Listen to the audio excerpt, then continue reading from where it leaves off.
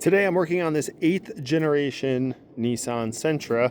This is the same generation from 2020 up to 2025, and I'm doing the tail light bulb. So if you are replacing this whole fixture, the light, the running light and brake light, or the reverse light, this is going to go over how to do that, how to pull this off.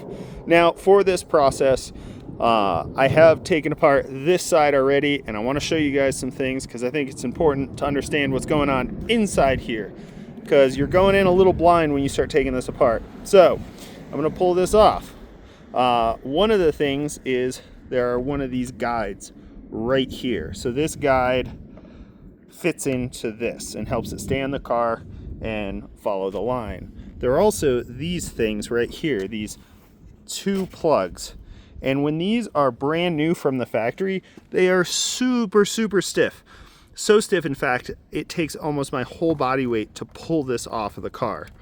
And I've also tried heating it. You can heat this from the back where this fits into to see if it'll kind of warm up. Doesn't work. The only way I've found to get this off, one, without breaking it, because you can't pry it this way, it has to come off this way, is taking, this is a piece of a tie-down strap, and I will gently pry with a tool like this. This is a plastic trim tool. And if you pry this open, and I'll show you the whole process from start to finish, but if you pry this back just a little bit, not too much because you don't want to break that off or break the light itself, but if you pry just a little bit, you can feed this guy in from the bottom, and you can start right around this seam right here. It's a great place to start. And if you feed it right along that edge, it can pop right out of the top. Then that allows you to hook this here to pull this out. So that's the deal. You also have two nuts to take off and some wire connectors, but now I'm going to go through it from start to finish and show you how it's done. All right, here's everything you're going to need. I'm using 1/2 of a tie-down strap because it's thin, it's flat. I can snake it through. I got a pair of pliers just in case I need to grab anything. I got these guys. These are trim install tools for working around the outside of the vehicle. And I also have a flathead screwdriver and gloves for handling the bulb. Also, it's nice to have a little light. First up, you're going to pop 3 of these guys off. You wedge a screwdriver in there and just pop up the top a little bit.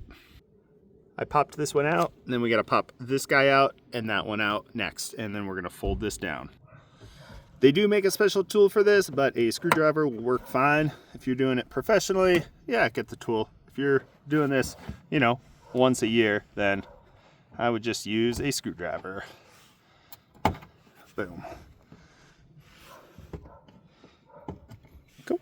And that comes out. So we got all 3 of those guys out. Then you can grab your liner from here and pull this down to here.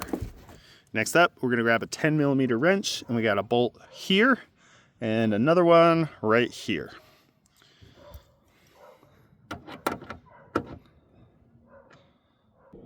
Cool. I got both of those guys off. Just so you can get a closer view, that one 10mm was there and the next one was right here. Then we're going to go down here to this wire harness and disconnect it. Push right here with the screwdriver. Be careful, don't stab yourself. Push there and then pull it out. That guy's disconnected, and then we got to get this guy out next. Then go ahead and push this through just so it's going to come out. Now you get your tool in here gently and pull this back just a little, not too hard, but just enough to get the rope through. You don't want to break it, but then you can see if you can feed this up through here, and I had pretty good luck. Yep, there we go. So I fed it right through the bottom, and I know I'm past that first peg because that first peg is right around here. I fed it through. Whoa, there it goes. Now this is what happens is when you When you do it once, it becomes super easy, but your first time doing it, it does not come out that easy. So you do have to thread that through and pull this whole thing out, and it took most of my weight the first time I did it. So then this can be cleared out of the way. So if you were just replacing this, I'd throw the new one on and feed it all through. But if you're doing the bulbs, I'm going to go over that right now.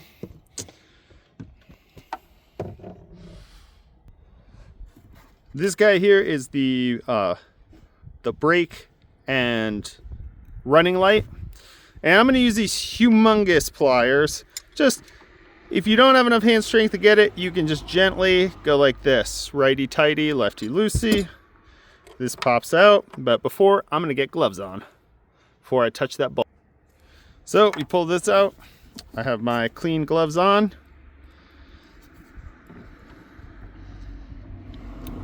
This guy pulls out. This is our bulb right here.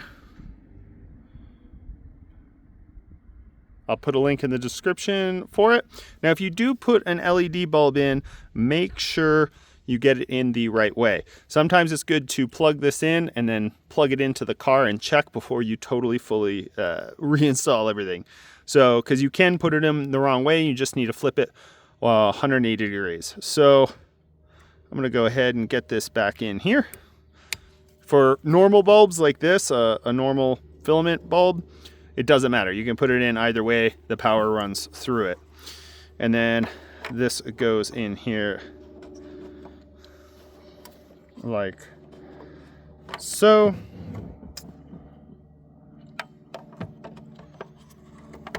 Yep. You got to fit it in. And there's a little notch here that fits in. And then you twist it shut. This guy works the same way. These are firm because there's a seal, so I'll gently just use a wrench on there. Ridiculously large wrench. Here's our bulb. Same deal, yank it out. If it's an LED bulb, you can put it in backwards. So that's your first thing to check if it's not working. Then that guy goes in. Let's see. There's a very specific orientation for this. Boom, just like that. There's a little notch here and also another notch here. You got to get that in. And then, yeah, once I've taken these on and off a couple times, they've gotten a lot easier. The first time, fighting that seal straight from the factory was a lot harder. I'll put a link in the description for that bulb as well. And now let's get this put back in. I'm going to start by feeding this guy through here.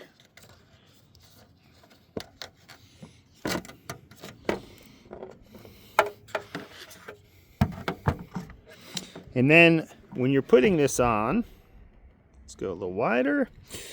You need to look, there's a screw here, which needs to line up.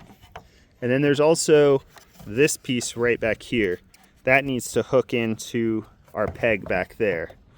And then we're also gonna peek inside here because we need to line up those two pegs at the same time.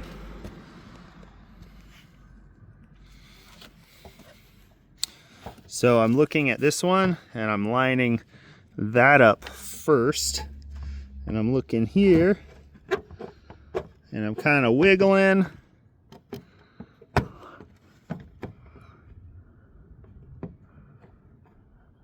The lower one's not quite in.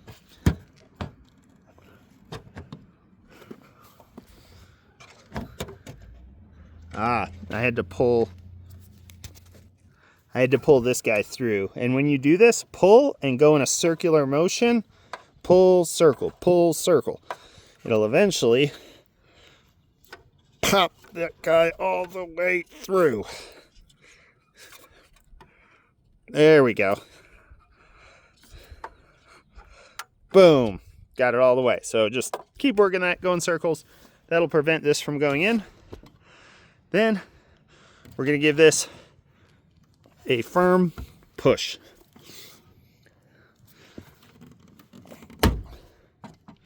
Boom, we're in. Let's throw these bolts back on. We're going to reconnect this here. Boom, that just clips in. Then we're going to take our two 10mm bolts and throw those on. One here. Whoop, don't drop it. And one here. Now, don't make these super tight because they are going into plastic. So make them snug and stop. I'm not torquing these down super, super tight. They just need to be just tight enough to hold it in. Cool, and then I'm gonna just turn this just enough. So yeah, going into plastic, so go easy on those. Then let's get this carpet back in place. Boom. And then you can start up here and get this lining into here. Actually, one thing I want to show you is there's 2 holes in here. The bigger one is where the peg goes. Everything else lines up pretty easily, but this goes in here and goes all the way down. And to get this hole to line up, I'm gonna have to tug on this a little bit. And I'm gonna go ahead and toss our first guy in here. Now these, when you're putting these in, they're a pain in the butt. Oh, that one went in easy. I kind of wiggle and finagle and then you pop it into place. Just push on the top of it. And I'm just getting the rest of this carpet in since I got that lined up. And wiggle, wiggle, wiggle, and push. I know a lot of other videos fly through this, but I like knowing the actual hard parts. I don't want to see somebody do this and it's super easy. I want to know where's the stuff that's a pain in the butt. And especially with rear taillights and getting this off, getting this light off is super hard the first time. After you do that, it literally just like falls out. But that first time pulling it out from the factory is a total bear. And trying to get these things in sometimes are a complete pain in the butt. Because you know what? Most of us, we don't do this all day, every day. And we're trying to save a couple bucks. All right, I finally got that to fit. So that's in. All right. Well, we're in. Let's see if it turns on. All right, we got turn signal. We got our running light. So we're good to go. This was helpful, especially the part about snaking this through right here. Snaking that through. That was helpful on pulling that out and getting it around that other hook. Let me know. Leave a comment. I appreciate it. It inspires me to do more. And we'll see you next time.